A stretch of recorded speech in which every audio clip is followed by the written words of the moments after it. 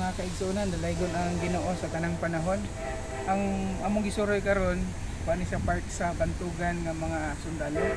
So doon na may tulo ka word karon nga kuhaan nato o pagtulunan. Even though daghan kayo dinhi nga makita nato, tulo lang ka lesson ang atong makuha. So gusto na kong ipakita sa inyo mga kaigsuonan ang pinaka-importante sa mga sundalo. Una is kining commitment. Commitment pinaka-importante. Ato ta sa sunod. Dito sa. So,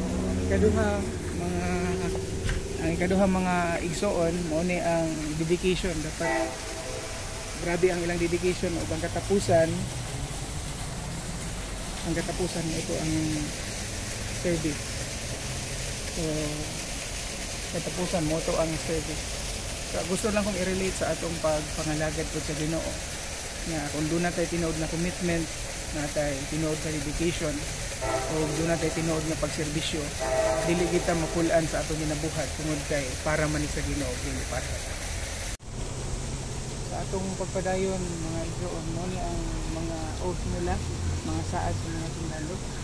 Pwede na to ng taon o basahin na to. I will support and defend the Constitution of the United States against all enemies, foreign and domestic. I will bear the true faith and allegiance to the same. So help me God. Muni ang kita na to, muni ang mga pamatuod sa mga taong nagbuwis sa ilang kinabuhi. Motong giingon na to kaganina ang word nga commitment, ang sunod dedication or service. So yung nana ka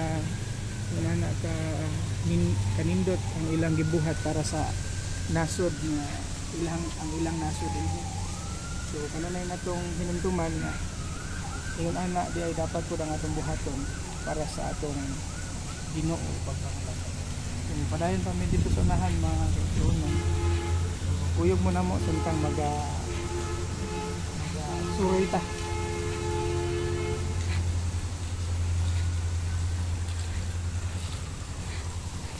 (1771) 1668 dugay na kayo nahitabo.